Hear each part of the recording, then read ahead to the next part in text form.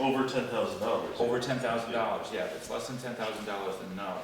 So Right. if they have something, they need to bring it forward, but we need to consider, Right, I would we've been ask trying to them. plan for this. Right, And I know it's gonna be a little rocky at first, it might not be perfect, but that's what we're looking for. right. So next time, and if we could get off the budget and put all those requests on one sheet, Mhm. I think it would make it easier for us to That's- digest up here, as well as have good conversations with whoever is in the audience. So, you think you might be able to do something like that? Yeah, so my workbook that I use for the budgeting, each spreadsheet, each tab has a place for the warrant articles, Yeah. and then I have a final sheet that actually puts them all on one sheet. That's exactly what we're So looking it for. puts like all the numbers on one Yeah. sheet, including the operating budget. Okay, So I can, so if they're all located on, Right. yeah, but that's what Something you want it in yeah. one spot. Yeah. Yeah, so we can, read right down through. Yep, yeah, I can do that.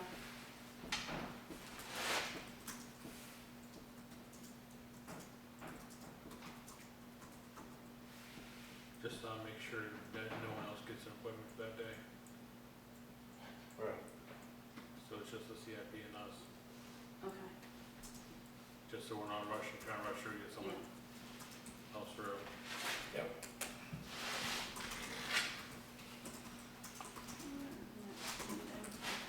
so I'll move anybody to, not that we have anybody on there, but if anybody wants, then they'll move to December.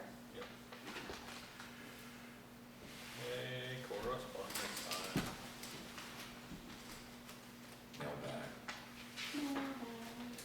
It's called Sarah in the bag. Jesus. So that top one is,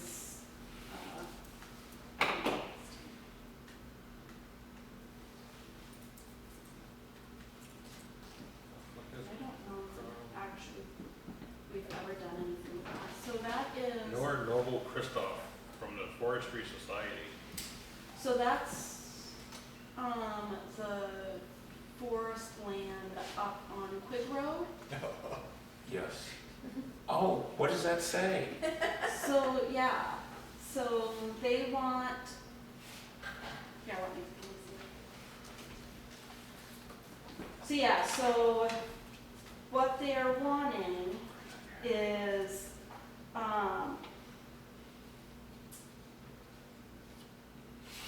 Thinks they're gonna do they want you to, no, they want you to fill out a report, it's an easement monitoring report, that's the word I was looking for. So apparently, because the town is, we hold a guarantee interest in the easement, Yeah, the town's supposed to be doing a conservation easement monitoring report that's supposed to get submitted right. periodically. I don't know as if the town has ever done that. We've been down this road with the Forest Society many times, and usually their letters are of a rude nature, which is why I was curious about their verbiage that they use. Yeah, this one wasn't. Rick Evans knows all about this. Yeah, We had a special meeting with them, and then, we got to the point where we couldn't take the communications from them. We're just volunteers, and they want us to go and do this monitoring report and give them a tax break at the same time. It's just like insane. But that's what it is. So, can I see what the monitoring report looks like? that's the last page. Well, and that's what I thought. So, yeah, I don't know if you want me to vet it through Rick. Yeah, if you can. I mean, I don't mind doing some of this, but like, I personally am not gonna walk the property and look at all the boundaries. Right. There's no way. I mean, but I am willing to work with somebody to. Wasn't Angus gonna walk it? Angus was curious, yeah, he was working about this because he wanted to extend some of his trails Yeah. that he does for his ski.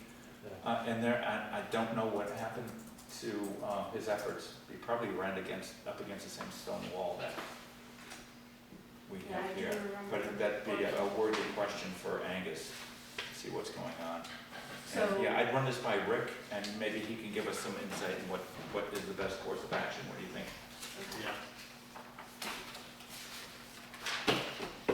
Yeah. That time of year again. Upper Valley Lake Centipede Regional Planning Commission is saying our dues for this coming year will be $2,369.74. Every year we usually tell them no.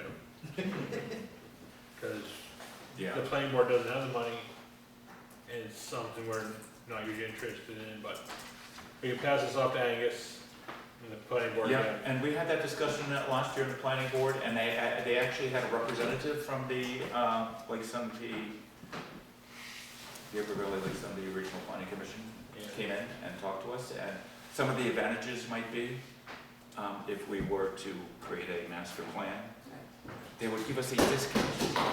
They would help us do it at a discounted rate.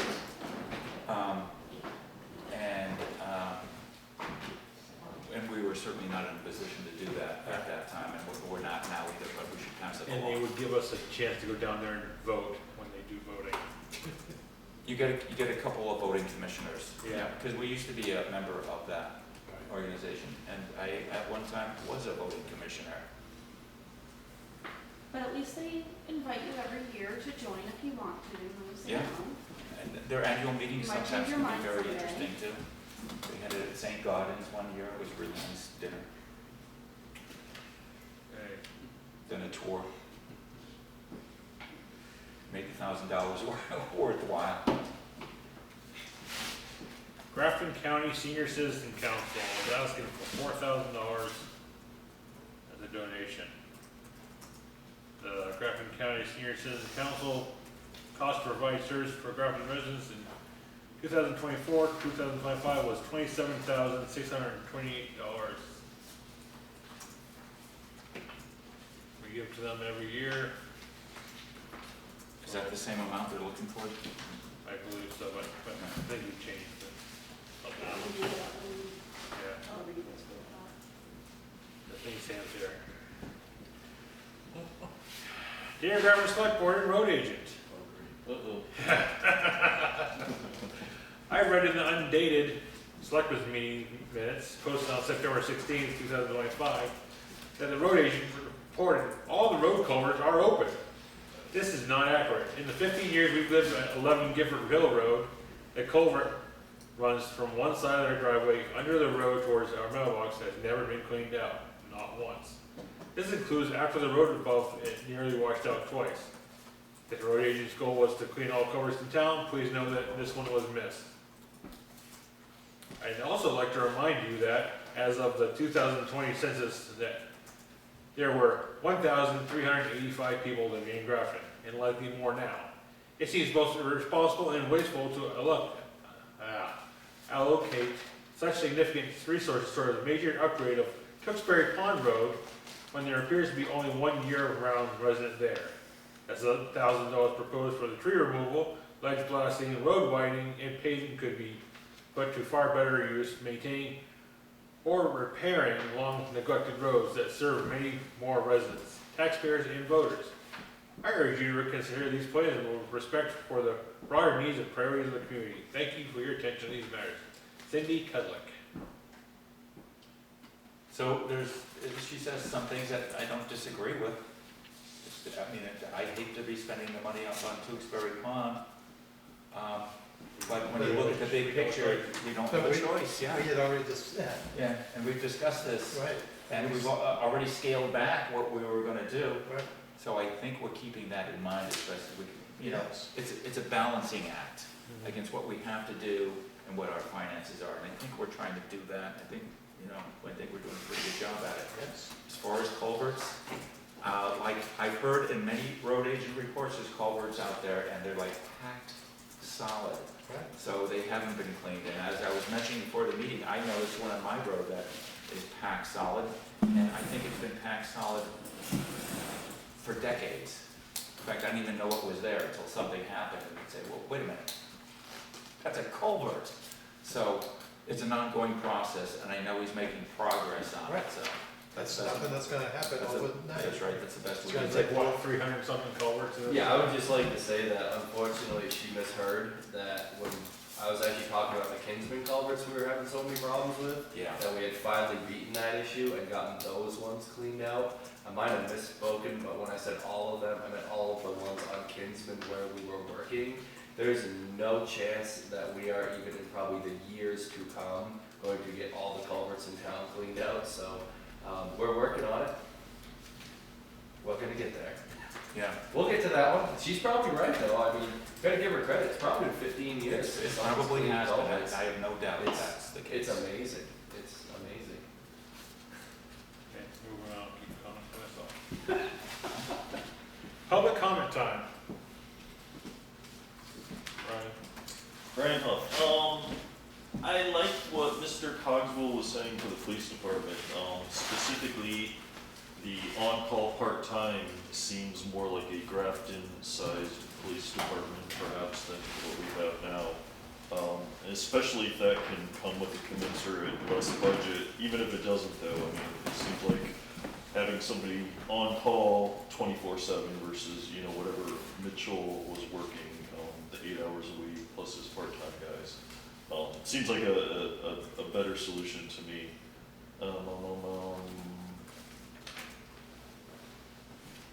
Yeah, regarding the Tewksbury thing, is there any, can we, the road, can we do a warrant article that says we don't want it to be our road anymore? Because they did that with Hoyt Farm Road, Hoyt Road, like, It's a little The bit town of, has a- done it's a that. little bit of a different situation. Yeah. And the town had that point, and there's other roads that we just, we just gave up, decommission in gave the them up. 90s, yeah. But this one, because we have it, and it's been deemed that if we have to maintain it, we just can't walk away from it, because somebody lives up there. And it's also the road to the, public landing on Tewksbury, so it's not quite the same. It's not like an old road that there's old farmhouses and foundations on and that sort of thing. The only thing I'm researching in the hard road to travel is, I think we can prove that no one lives out there full time. And that's my 2 cents behind this, is there's no person being there from now till next year when they come back. And that's true, and it's really hard to think that we have to do that maintenance, but we did get counsel on that. We got a little bit of law counsel on it, but I'm gonna keep digging into this, because towns can deem a road from class 5 to class 6. We can do that. I just have to figure out how the legality is, because there is no full-time residents out there. There's just someone who has a summer house out there, and that's the only resident. So I'm not against fixing the road up a little, I get it, like, we did bring gravel, we have made it smoother, so that is. But I'm also, on the other hand, like, it's a 1-lane road. We don't have the funds to make this a lane and a half to, but we don't. So is there, You know, I think I that, am working on trying to figure out what the legalities are here on the book, The Hard Road to Travel. It talks about all this, and I've been reading into it, because I have questions on this, So well, I can't, they're really good questions, because why should we be spending money on that road? yeah. But we have been getting block grants based on the mileage. I mean, we've been taking credit for it for quite a long time. Absolutely. And my big thing is, if no one's living there, why do we need to plow it in the winter? I agree. That's no one's there. So the highway department, I'm just saying this out loud, but we're not plowing it during the storms. We're only doing it after the storm. It is not on a price. So if you go up there when it's snowing, that's your fault, because there's no one living out there. can't we just put a road not winter maintained? Well, Like we so- did with Sergeant?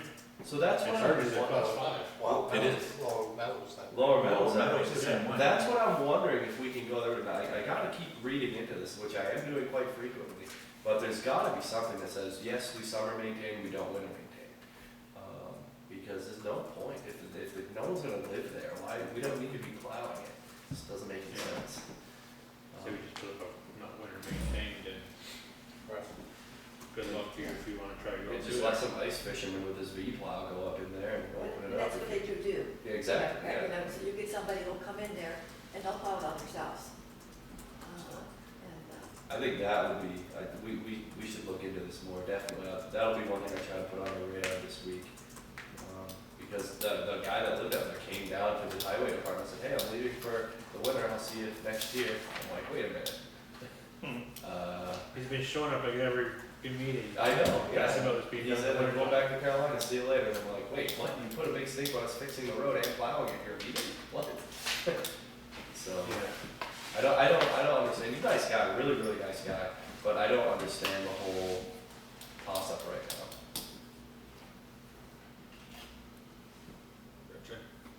Yes, so one of the things I had looked into, and at the statutes, and I'll share them with Sam, is dealing with the area where the bathrooms and the ramps and et cetera is at, that the state has. The town's not responsible for that, the state is responsible for that. And they're supposed to be contracting. If the state wants to contract the town to come in there and plow that parking lot and fix the fence, or even, I mean, although it was wonderful that Sam took the tree away, it wasn't really our responsibility to do that, that was the state's responsibility to do.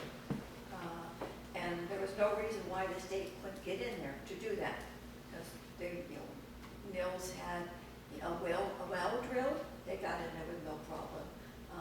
Walter Buckwalk came in with all kinds of equipment, they got in there with no problem. With, front end loaders and et cetera, in order to change that lot. So I think that's what the selectmen have to recognize, that is not ours.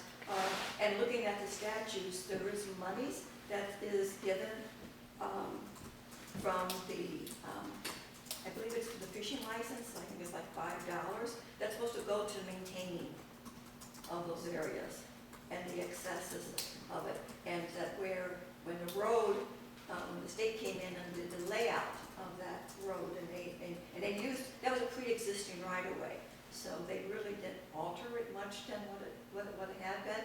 And from my reading of the statutes, that if the state was wanting it to be wider, and there's nothing that I've seen from the state indicating that, and even in 1999, when the state contacted the select board and said, hey, you've got this road, these people, which have been Nils's parents, weren't happy.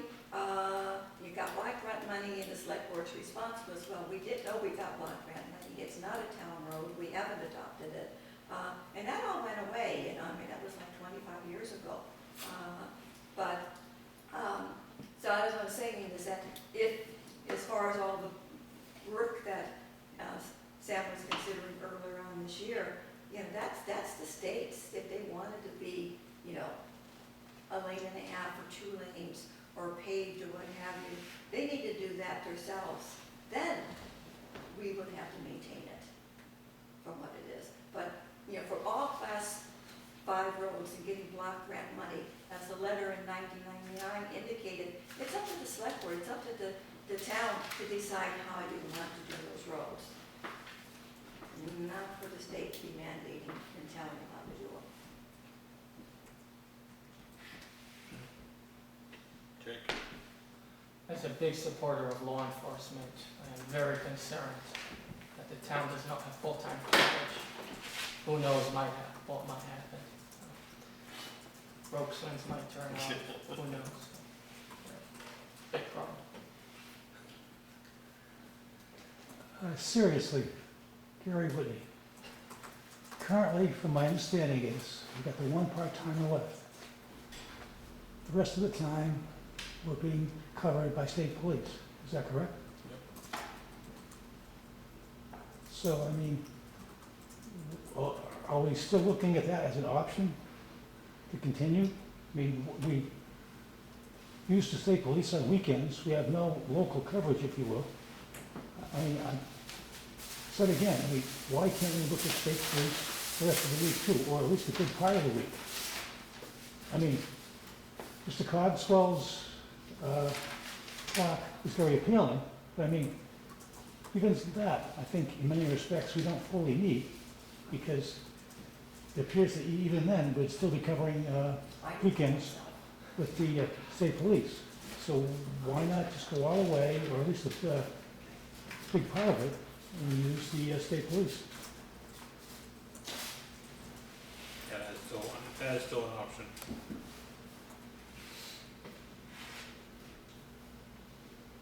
correction? I'd like to come back to, We're not going to keep going. no, Back to that's not, no, I'm not talking about that. Okay. Not talking about that. No, I hadn't realized when you were talking about Rooster Grove, what exactly you were talking about. Because you're talking about the green, correct? Yeah. Okay. Did we have a warrant article or something for monies to take care of that this year? So we haven't done that. And have we looked into having it done? I know that Canaan had their comment done real nicely. Yeah, and they had issues with it. They did? I believe some of the grass started dying. Oh, really? Yeah. Well, they let people be on it way too soon before it had a chance I to don't think really we get had established. professionals doing it. Not like we're not professionals doing it. So what's the weed killer for? I'm not really sure, but I'm gonna tell him no. Because I need to get a hold of Clint and see any the damage that it would do to the brand new trees Right, that we exactly, put on like there. trees. I'll need someone who would spray the whole thing and have all the trees die. We already killed the other trees, we don't need them to kill the new ones. Yeah.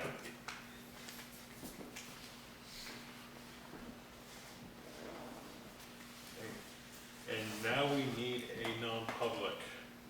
And we're going to do final comments before the non-public? Oh, we'll go to final comments first. No? No.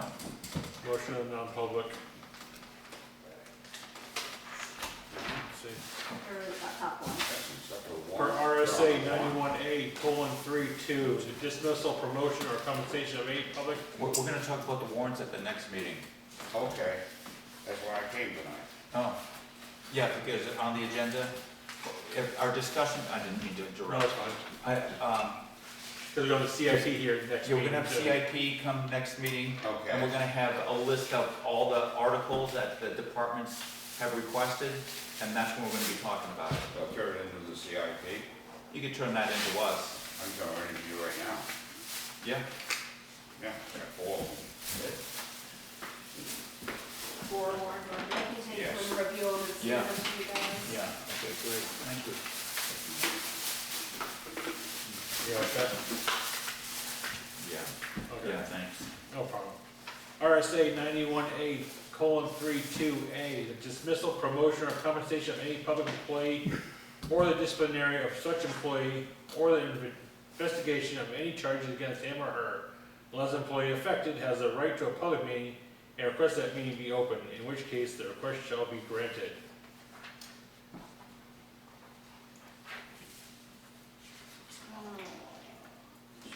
Sam, Who's making the motion? you need to stick around for this one. That's like, So that moved. was the joke I was making. I didn't know. It's like, who's the public employee? Aye. I heard dismissal.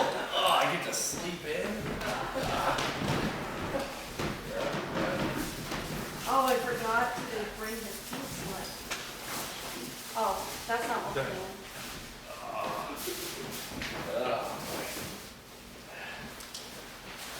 Sat in that grader too long today. If you go a little bit faster, you get done faster. It doesn't go any faster. That's wide open. I know, the way, you go by, like, oh, we're not like, gonna take me to get back, come back. 20 minutes later, like, can you come back already to it? And I didn't even, oh, fuck. Yeah, that's how fast I can grade. Are we adjourned? I might have been a little Huh? concerned. Are we adjourned? We're in non-public now. But the meeting was adjourned, was it? Or was it not? We can't adjourn until after the non-public.